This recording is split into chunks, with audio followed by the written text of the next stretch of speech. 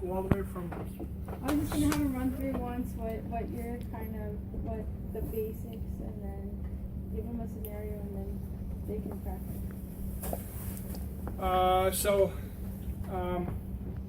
He had a stroke on his right side. So I'm sorry, his right side of his body. So left CVA with right hemiplegia. All right, so this is going to be your soap note.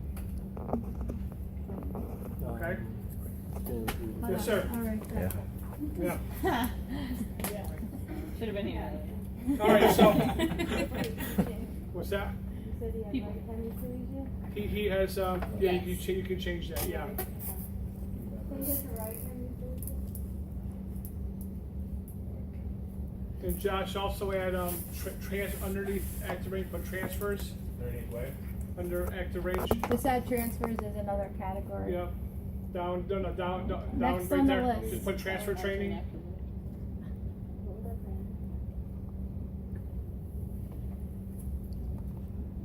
Go above that and change the RNL. So put active range of motion left and active assistive right.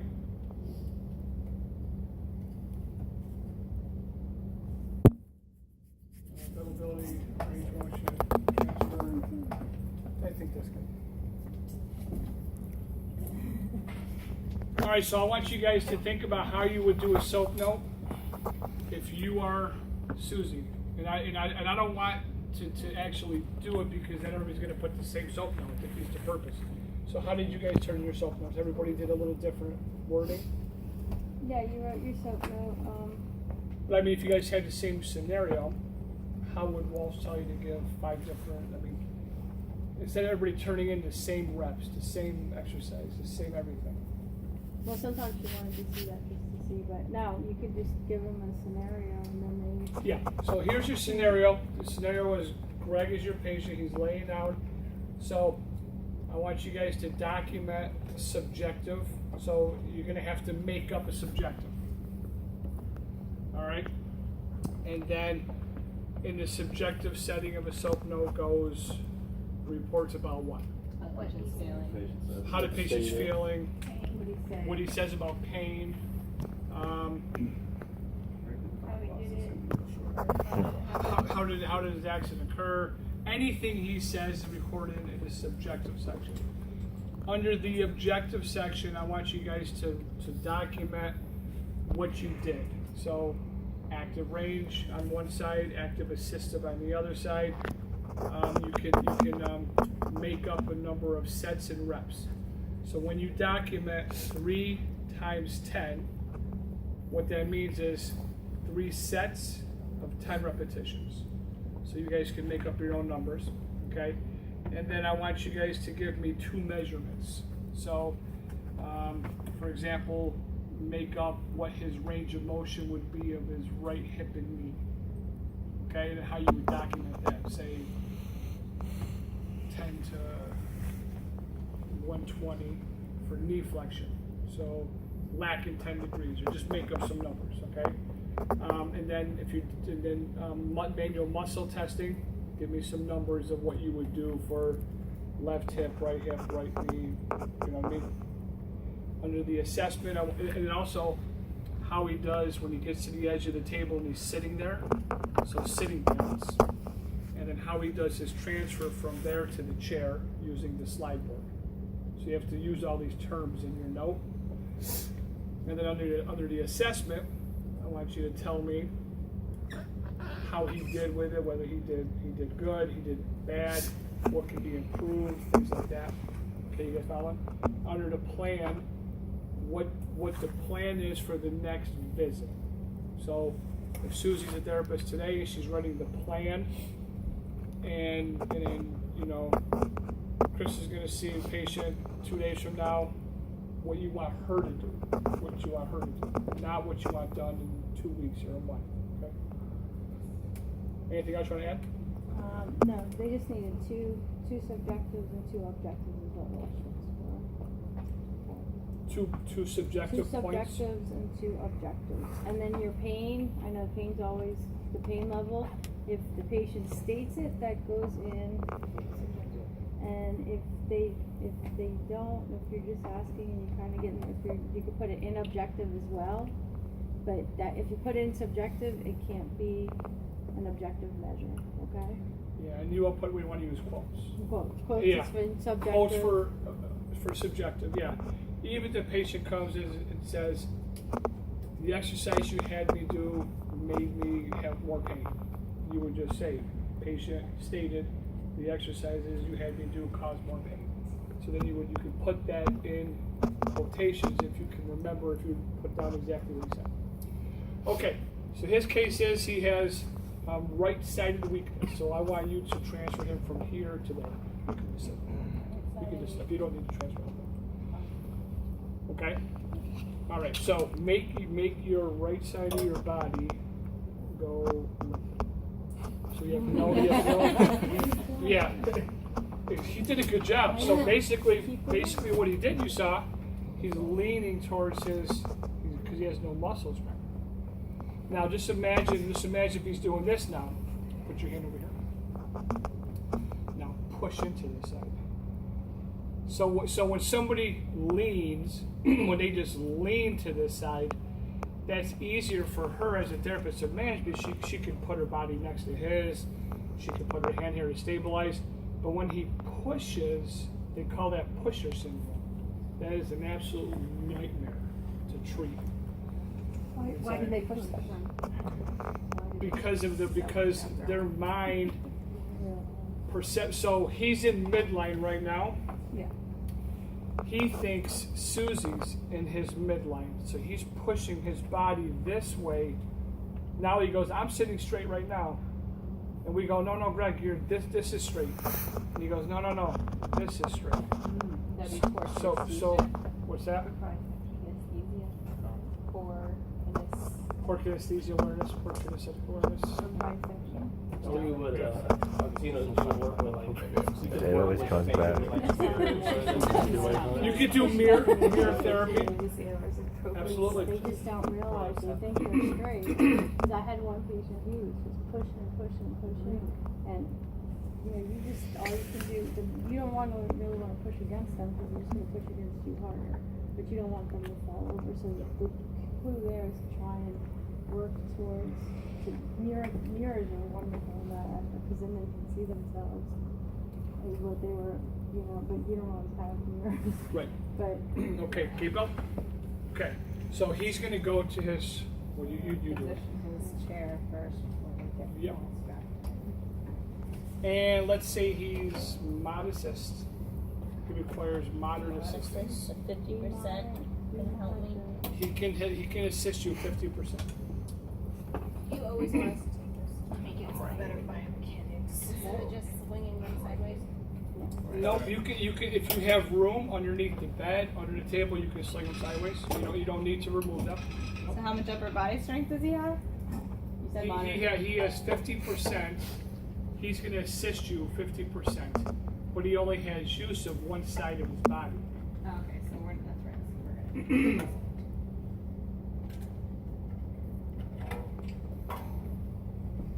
So we're gonna. So before she even got him to sit up, she would have prepared his chair. So in other words, she wouldn't have got him to the edge of the bed and said, hey, sit here for a minute while I do this, because he would have been falling to. So you guys follow, she gets to set up, and then she gets him up and so forth. Okay.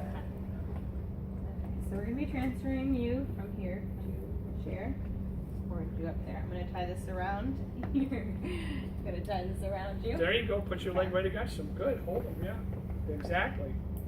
That's exactly what you want to do. She's using her body for him to lean against, so she can use both her hands. But I picked Greg to be the easiest.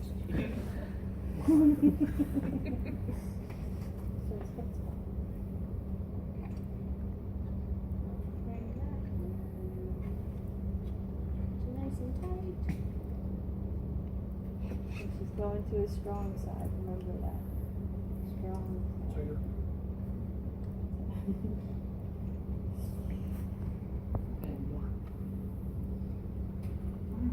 hard one. There you go. It's a hard belt to tighten. These vinyl belts are not easy.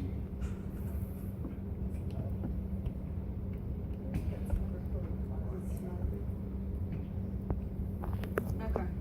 So I want you to use this arm to support or this hand to support yourself and guide yourself over. Pull yourself that way, and I'm gonna help you by pushing you over. So now remember, his right shoulder is subluxed. So let's say that it's sort of hanging down out of the socket. So the last thing Susie wants to do is to put her hand under him and lift him up. So this is where you got to get onto the belt. Yeah, you got to get onto the belt. And you can even do this. You can't go through here. Go through. Do you want to Put support that the arm? arm over. And now let him flop over. Now let him bring his arm on his lap. It should come in. I'm gonna do there. As long as I only go So now you have better leverage. Would you want to support his left arm or no? Yeah. Not Like if you're like necessarily. that, I'm rest right the No. arm. The answer is, I'm gonna roll you do that. you want to have him wear a sling and keep the sling on? Not always. No. You don't need to. Yeah, Josh. What I do at work sometimes is if they are having shoulder pain and the subluxation, I'll just tuck the thumb into the gate belt in the front. and You it could kinda do that, supports too. the arm that way. Yep. You'd be able You to could tuck slide. your thumb into your game belt. Tuck your thumb into your gate belt. Yeah, but keep your arm across. Yeah, over there. So I would tuck your thumb into your gate belt because you can't use your arm. But again, I like your hand. Inside. Yeah, I do too. You got more leverage. So she's looped in his arm? Yeah. Yeah. That's correct. That's Okay. correct. And so do I want him to stand up at all? So here's the thing, guys. So the reason why people use slide boards is because number one, he has no use of this side of his body. Number one. Number two, he has perceptual spatial awareness. So even if he were to stand up, he's probably thinking, I got to lean way to the right. So you want to keep them seated and do the transfer over. Okay. Yeah.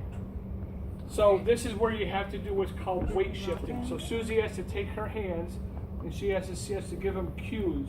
So she's going to push down on his left hip, and that means that he's going to put weight on there, and now he can move this butt cheek onto the board. It's on. Susie, cue him to look the other way. So you guys look Watch his head, opposite yep, yep. the way you're sliding. So Greg, that once again you're getting the momentum going. So he's looking the other way. So when he swings the other way. Then his butt, the weight of his body is going to pull him this way, so he could scoot his butt the opposite way. It's a little physics. Okay, Yeah. I see. So he's like kind of counterbalancing a little bit Exactly, with his because head. he's Okay. going to take his trunk, and in order to take his trunk off the seat, He needs to. pull him this way, and then he can scoot his butt the opposite way. I'm right. I'm right this way. I'm right. You're just going to turn your head. Your head's going to go the opposite way. She's I'm an just gonna move opposite. you. Can you listen to me, please? Trust us, Okay. Gregory. It's I there's think love and that- trust here. Now this is where you might have to step back, and you might have to say you got to put this underneath your butt.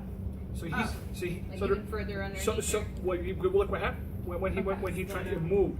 So basically, There we go. but I didn't want you to do it for him. So bring it up. Oh, That he side needs to he's put good. it under. So That's so right. this is the grab training. this right here. This can take Okay. 15, 20 And now minutes slide this part. to get a patient to do this. Oh, So it's his hard job when you're not his doing job is to be able to lean his body, task 1, task 2 under his butt, task 3 to put his weight back on here. And she has to guide him through it. All right, continue. That's out Alright, so then I'm going to want to try and push and So this is where you can pulling, do pushing. you can do on 3, 1, 2, Okay. 3. So let's on 3 we're going to shift to your left. So we're gonna swing a little bit. 1, 2, and 3. Okay. See now this is a little bit. Yep, that's too fine. No, wide. you're doing fine. So just come back for a second. Okay. Okay, so come way back. So right there's good. So right there. So two things. One is it may take 2. You're okay, Susie. It may take 2 to 3 scoots to get him over. That's the first thing. The second thing is when Greg put his hand on the transfer board, go ahead, you don't want to put your fingers underneath because they can be, so you want to put your hands on top. Keep them on top of the Keep your board, hands on not underneath where they can become pinched on the wheel or something else. So in his case, keep the board right where it is, and you're going to probably have to do 1 and then 2. You can slide it right down. Okay. So I'll just, okay. go in 2 steps. Okay. So let's do that again. Slide under here. Okay, look towards your right. Okay, and on 3 we scoot. 1, 2, 3. And then from there, now educate him to put his left hand Put somewhere. your hand right there on that chair. Okay, and then we're gonna try it again. 1, 2, 3. So what you did, obviously she made it harder for herself because she picked his body weight up and put him into the chair. Come on back. The whole idea is to make it easier on her and let him slide down. All right. Okay. So now let's try it again. Okay, and I want to The position bo- this a little bit. The board is right there, and they say some people like to position it, 45-degree angle, so they like to go like that. Other people are here. I prefer to have it like that. See that? Okay, so we're now, gonna practice putting that underneath you. first of all, the first thing is you got to do step by step by step. Yeah, getting it underneath. Wait, it. yep. Okay. So grab that right there, and then like over this way, put it under, not too far. Okay. All right, and so we 2 tries. You get it through. Yep. Okay. 1, 2, 3. And then now from there, when he goes down, keep your hand. When he goes down, you're gonna take your hand and you're gonna push his butt, and he's gonna slide, and you're gonna take your right hand and you're gonna take his body and do this, Oh, turn, pivot it. and he's just gonna slide. Okay. So, yeah. So grab here, right there, and then 1, 2, 3. There you go. That was a lot easier. Yeah, so I mean, if literally she's gonna have patients my size, his size, so it's gonna be easier if you use someone like Danielle or. Okay. Trophy. All right, so that's that. Now, somebody's paraplegic. So now, Kyle. Now you have him. Okay. And actually, Danielle, you come in. He has no use of his legs, but he has 5 or 5 strength in his arms. He has no use of his legs, but he has 5 or 5 strength in his arms. And he's gonna do a slide board transfer over to the wheelchair.